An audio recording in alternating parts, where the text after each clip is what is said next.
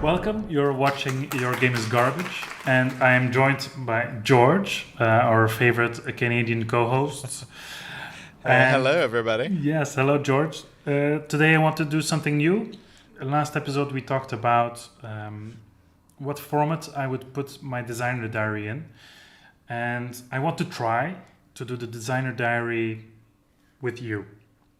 And if I would suggest you watch the 5 minutes explanation video of the end result. End result is a big word because it's not sold yet.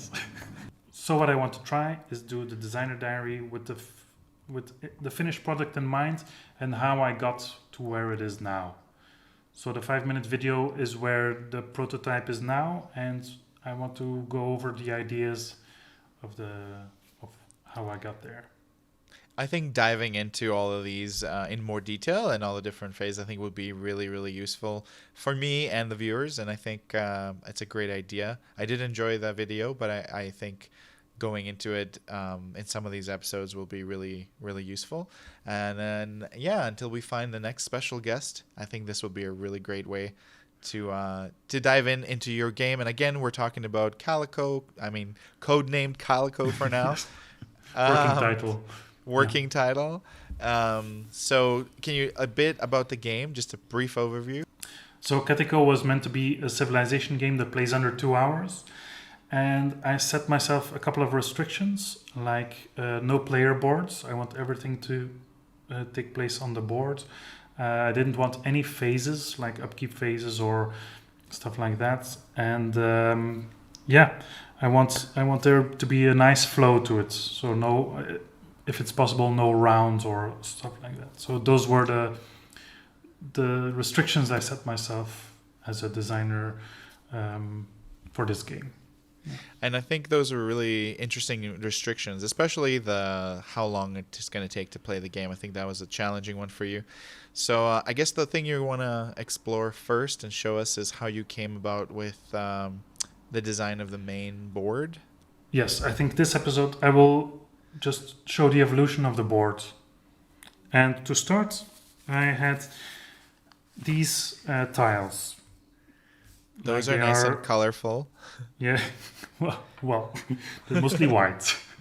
But I had these tiles from another prototype of my brother, and I asked to use them because he didn't need them anyway. So in a way, the shape of these tiles informed my design and got me stuck with it as well, because it has changed from the end result a little bit, but this was the start. And then I decided that everybody should start in the middle of the tile, and I drew like three squares on the starting tile, because this was supposed to be your market where you start. So it's very medieval, Anno 1602 kind of theme, just right, because it's a placeholder theme, but I like it. And it gives me immediately the exploration and conquest of paradise kind of feeling. And the market and resource cubes are really known tropes throughout civilization games. Like, you're managing resources to pay for your exploration and conquest and expansion of your empire. So that kind of makes sense. And I have a thing for cubes and hexes. No, not you too. Well, yeah.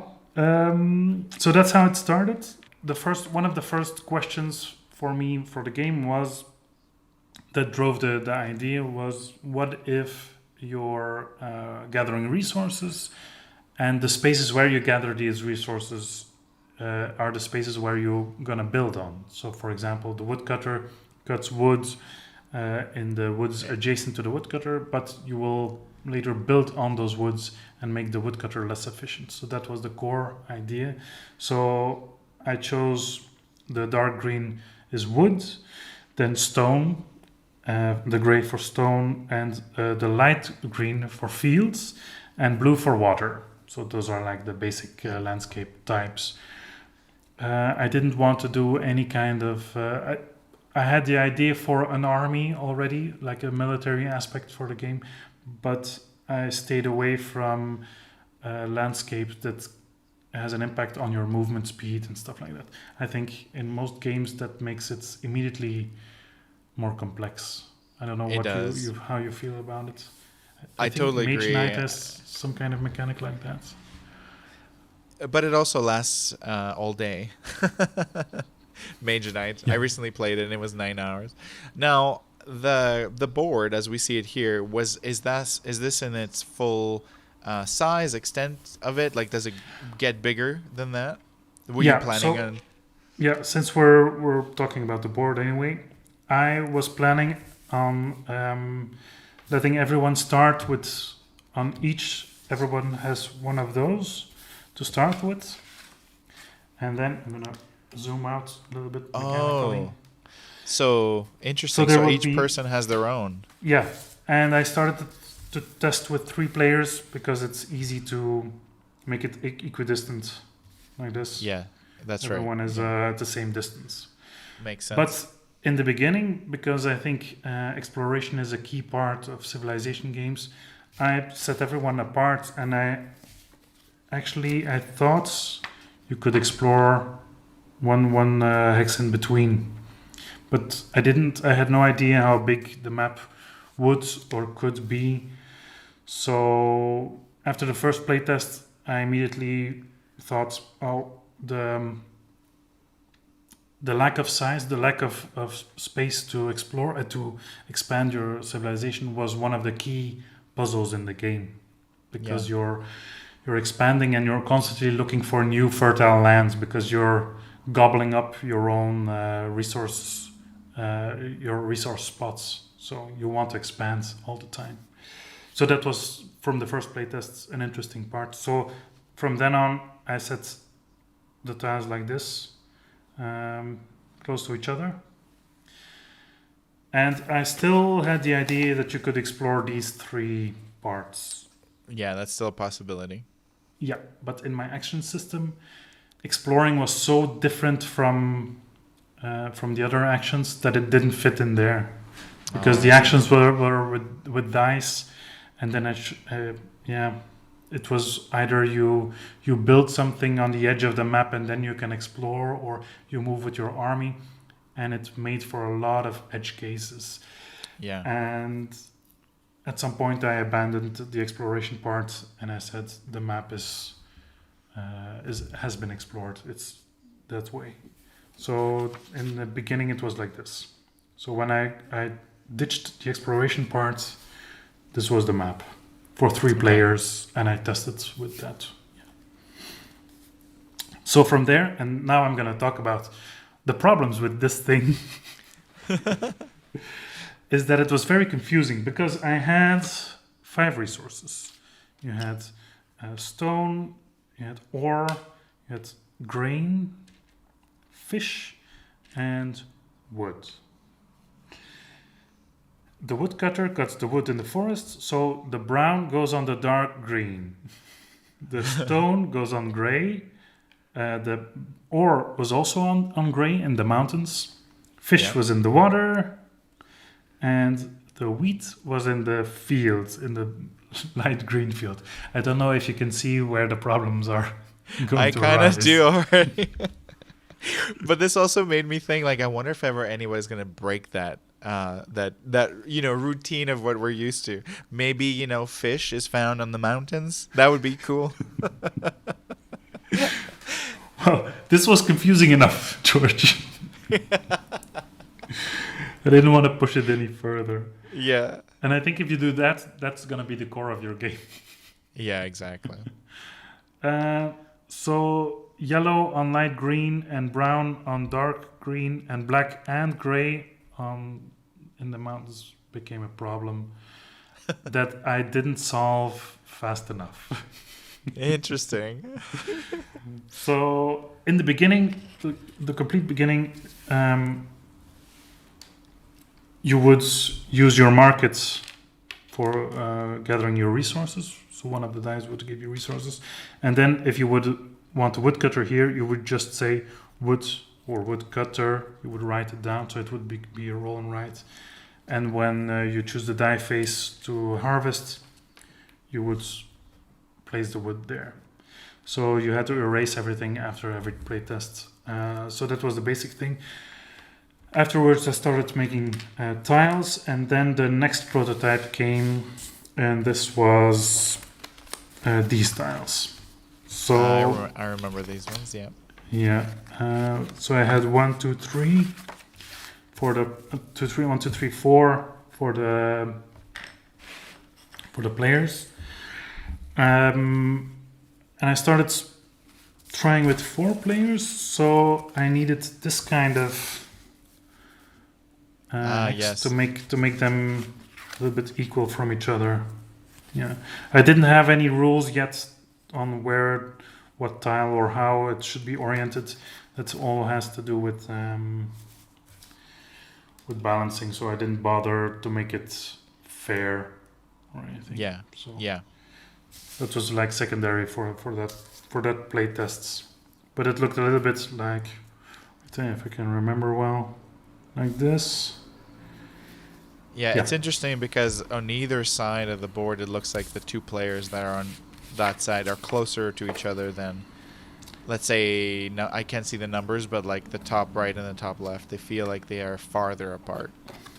Or is that a visual illusion for me? Because the players on the left seem to be only one bigger. Yeah, I think away. at this stage, I think the center is 1, 2, 3, 4, 5, 6, 7 from each other, and this one is 1, 2, 3, 4, 5, 6, 7, 8, 9, or 1, 2, 3, 4, 5, 6, 7, 8. Yeah, 9 from each. 7 and 9. Yeah. But that was something I was gonna fix later because for me that was mostly the military component that you need to balance. Exactly. Yeah. Yeah, and I wasn't there at all with them. Everybody started with an army, and everybody asked like, "What can the army do?" And I'm like, I don't know yet. So, but there's gonna be an army. But even the distance is longer if you wanted the bottom left player to go to the top right. Yeah, this one was in 1, 2, 3, 4, 5, 6, 7, 8, 9, 10, 11, 12. But I thought that's something you can fix. So by balancing, of course. For these tiles, I just thought I won't bother making it equidistant yet because I was struggling with other stuff.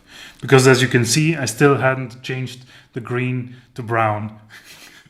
You had bigger fish to fry. But light green became yellow, so it's an improvement.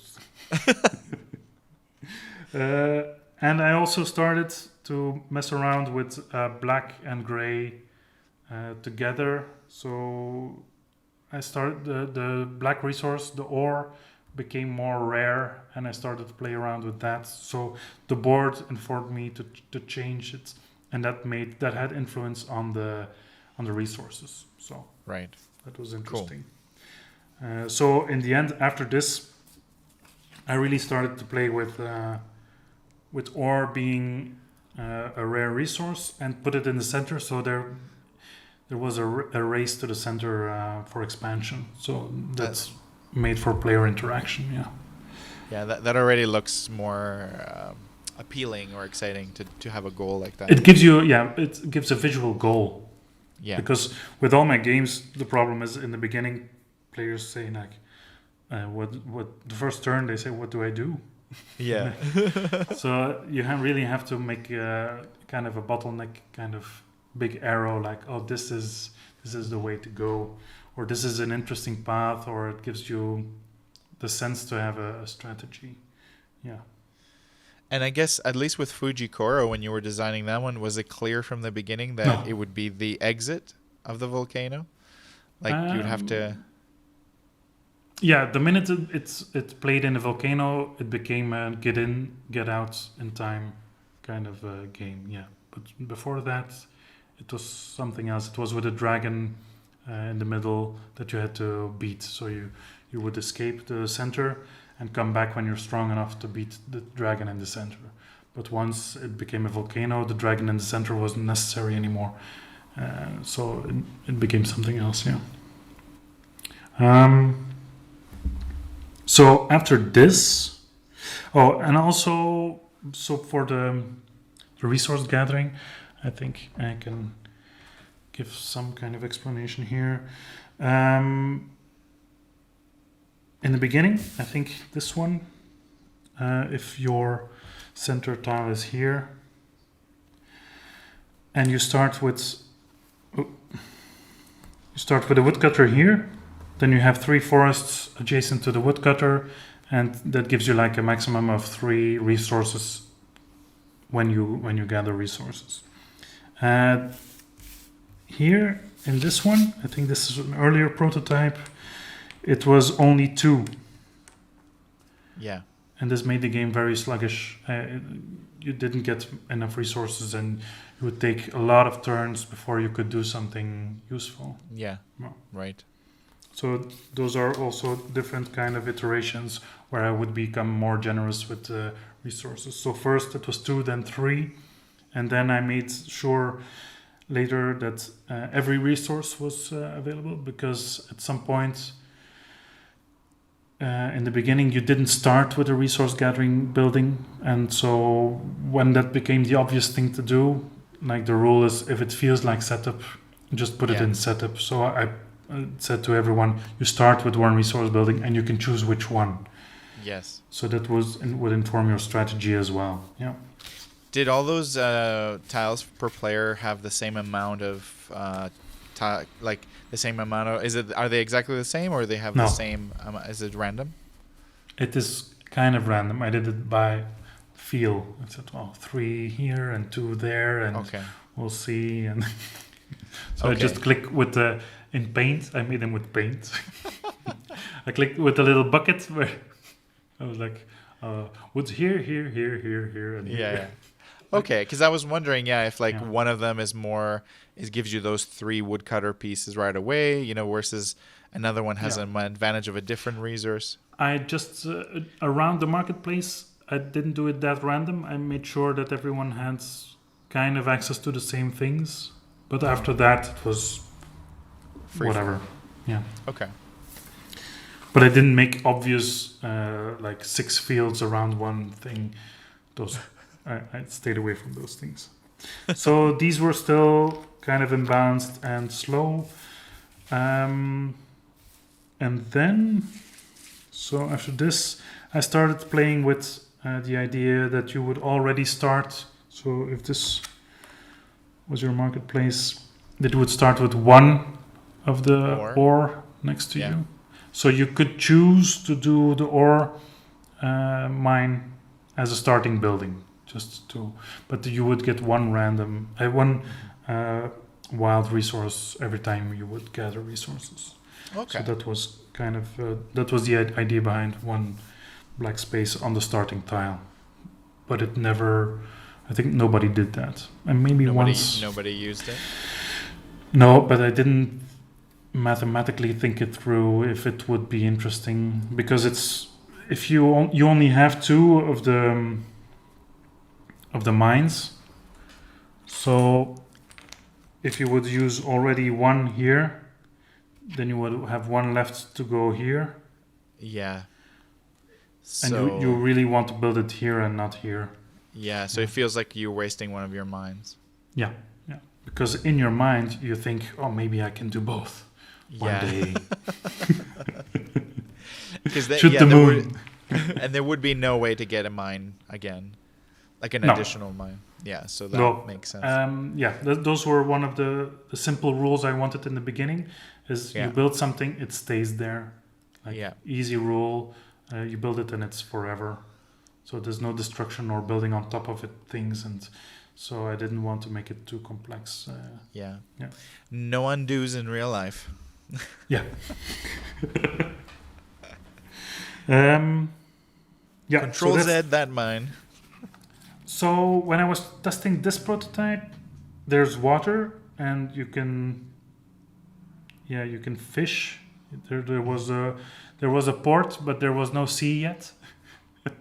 Yeah. So at the port, so it was just another landscape tile, and you could gather fish, and the fish you could trade for other things. But then the morning of a playtest, I thought, hey, let's just, because I also the port building was, nobody wanted to build it because it didn't do very much, and Right. it's also one of the action die faces. So Yes. if that got rolled and you got stuck with it, everybody was like, "Oh God, port the little anchor." I'm like, ugh, I hate it. So I thought I really have to make sure that the port action, because I was making the actions as I was going, as I was designing. So there were 5 actions and 1 wild, like the question mark. Yeah. And I think in the beginning, in the first playtests, only 3 of the 5 actions were useful. So yeah, and one of them was the port. It was, nobody wanted to roll a port action. So then I made a board with the sea. So in the middle, I don't remember this one. I don't know if I saw that one. I think it was made after we first talked about this. Mm-hmm. So the board would look like this. I don't know if you can see it very well. Or kind of like this. It's not really 100% correct, but this was the idea. Yeah. So you would have spaces around the board. Yeah, that's cool. And you could sail, if I can find a little ship. So your market would be here. Would you only sail on those spaces around the water, I'm assuming? Yeah, in the beginning, yes. And your ship would start here. So this market ship, and you have the starting building and an army adjacent to your market. So this became the start, and you could move your ship when you rolled the anchor. I personally can't see this ship. I wonder if you have a wider angle. Yeah, there you go. Perfect. Yeah. So the ship would move, and first, of course, because I'm a very not generous designer, first your armies and your ships could move 1 or 2. And so it became 3 and 5 and even 6 because nobody wanted to move the ships. It was still a problem. So I became more generous and the ships could do more and more. But so the board I expanded to this. I used this quite a lot for the playtests. Yeah. Mm-hmm. Until I got my inspiration from Clans of Caledonia. I don't know if you played that game. I haven't yet, but I looked into it when you first talked about it. It's a good game. I like it. Because I think I know what's like coming. Terra Mystica kind of thing. Yeah. Right. Oh no, I skipped one. Well, here we go. Back with the sea. Because then after doing with this one, I did public play tests, like with people that I didn't know. Nice. And then it became really apparent that it wasn't the map wasn't clear. So then I used these kind of tiles. Oh, look at that. So now the green is kind of brown. Yeah. So now it was clearer. Yeah. And a little bit more texture to it.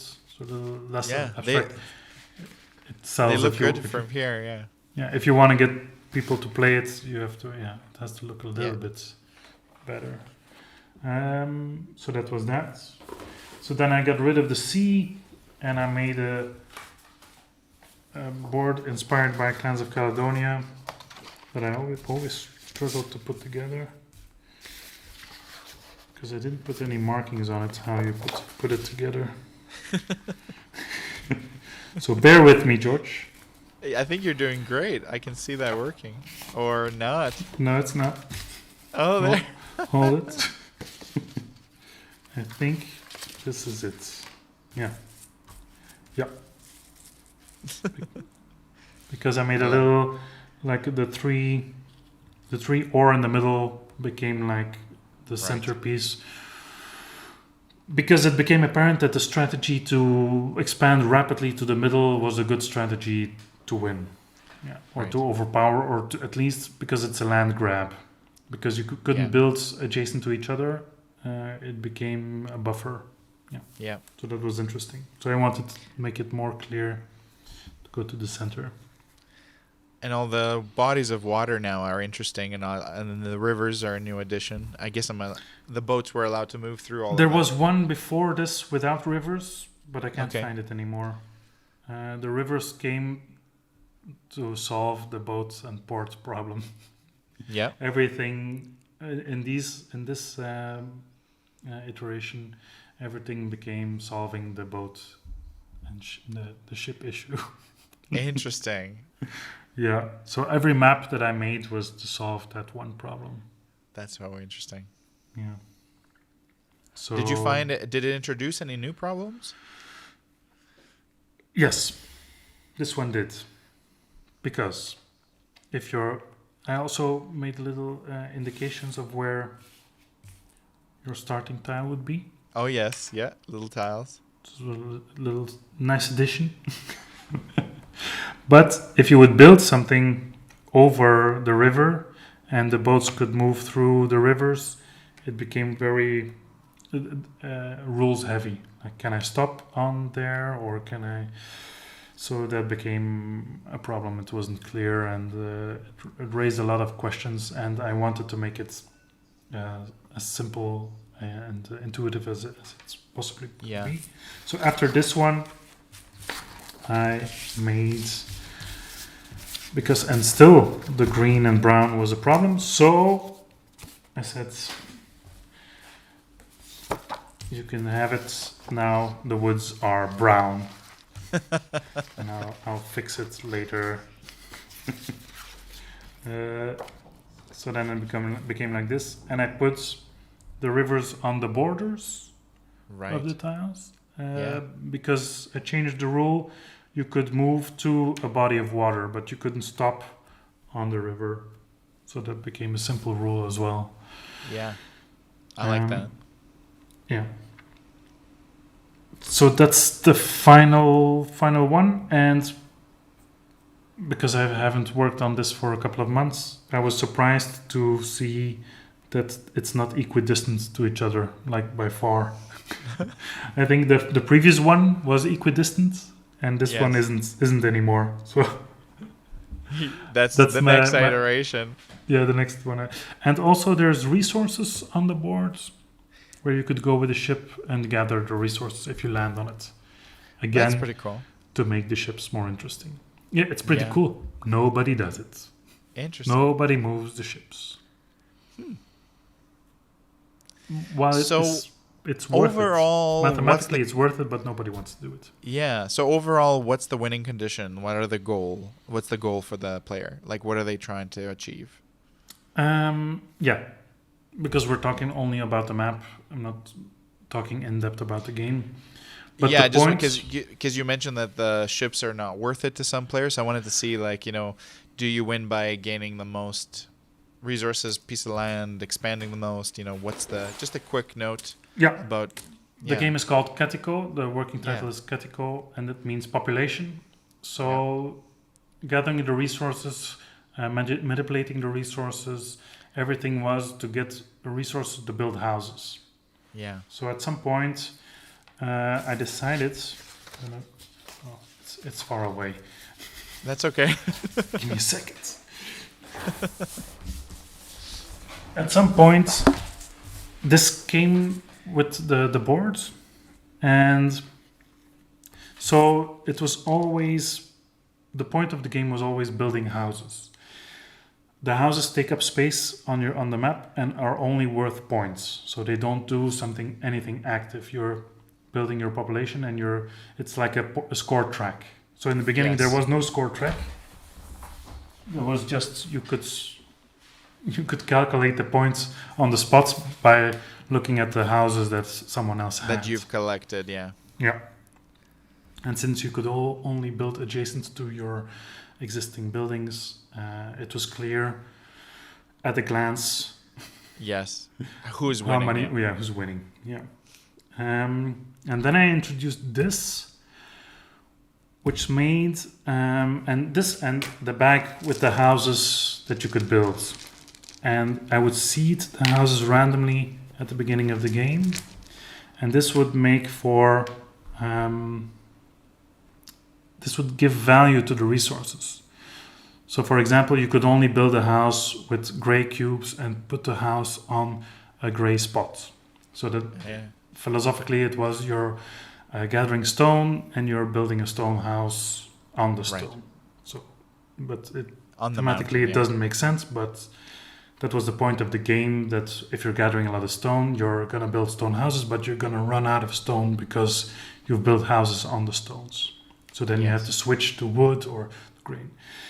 And because the purple houses are worth the most points, you want to build the purple house from the stone. You want to gather a lot of stone. So Right. at this point, stone is worth more than wood. So this system gave the resources a value, because before that, every game was a little bit the same. Yes.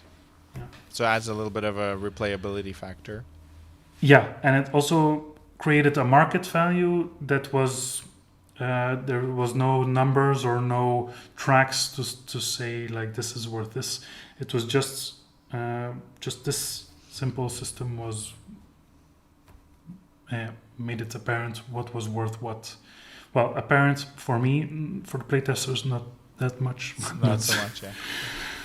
Yeah, So but that it was a- in setup. You would see what your strategy would be. So it was Right. another arrow to go point, to yeah. where to go and what to do. Well, thanks for explaining that. So you showed us like what 7 iterations, maybe with a few missing, even more. Yeah. How Yeah, with and then smaller tweaks uh, in between. Yeah. on average, how far do you think you are? Is this are you middle of your journey, or is there like like this many more to come iterations? Like, I mean, I know it's probably changing based on every game you make or think or design, but like, and obviously before you even go to a publisher, and then once the publisher gets involved, maybe there's more changes. But this is really an eye-opening thing for someone getting into the game design to see. I went to a publisher with this one, Yes. and he said, "Yeah, you're not finished." I said, "Yeah, but I talked to him. It was the publisher of Fujikura. I wanted to get some feedback. Like I knew I Yes. wasn't ready, but like, what do you think? Am I going in the right direction?" Yes. But, Yeah. and yeah, he was excited about the dice drafting and the resource system, but again, there were a couple of snags as well. Nice. So, Okay. But with the latest iteration now, I'm happy with all the actions that you can do. I'm happy with how long it takes and how streamlined it is for the rules. And everything you can do. It's rich enough, I think. So this one I want to present to publishers, but it needs development for the theme and for, I think, balancing the map. Since we're talking about the board anyway, Yeah. like how can we make the board fair and interesting at the same time? Yeah. Yeah. No, that's really great. It was really useful to see all of the history and what went into it and your thinking process and what changed, Yeah, the issues they raised. I cut a couple of corners because I want you to watch the other clip with the rules, and then you will understand where everything is. But now I just focused on the board and how that evolved and how I made the stupid mistakes of not fixing the colors. Yes. Because I really think a forest is green. That would be my guess too. Yes, but then I would have to put green cubes on it because nobody would understand. And then for sure. I wrestled with that one for a long time. Yeah. Yeah, no, this was really helpful. Thanks for laying it out. And then, so next episode, you're hoping to present another aspect of the game and then all the different iterations of it? Yes. Next episode, I think I'll talk about the dice drafting and the actions. Yeah. Perfect. Oh, I look forward to that. That's awesome. Thank you. I hope it was useful. And if people have questions about certain aspects of the board, they can. I'm looking for a minute to see if I didn't forget anything. No, I think I covered it. I covered it all. You did a great job, but I have a question. So, I mean, to the name of our podcast, to honor the name too. But does it ever get to a point where you stop thinking your game is garbage? Well, it's not. That's not the reason for the title, George. So these prototypes are garbage. Maybe it's just I me, kept then. them because sometimes I would go back. I would revert to a previous one that still worked. But this is all garbage. You could throw it away and I can start over. But well, I guess to maybe my question meant to be a little bit deeper than that, but I meant to say, because no, it's okay. An artist's work is never complete, yeah. So when you look at your designs and obviously continually, iterating and getting to a point, and I know like there's even in the video game industry which I was a part of, like the feature creep that can literally creep in. Do you ever is there a point where you ever find with your map right now, it starts to feel like it's at a good place and that you can proceed from here? But overall, with even the game that you've published, do you ever look back at it and you're proudly looking at it, or do you see mistakes? Do you see it still as a little bit of a like it was never fully completed, or it's a little bit garbage? I'm not saying Fujikuro is garbage, but yeah, because for me, everything I create, I always. I would gladly make a second edition and a third edition. Yeah. Yes. So it never ends, right? Because you always learn as well.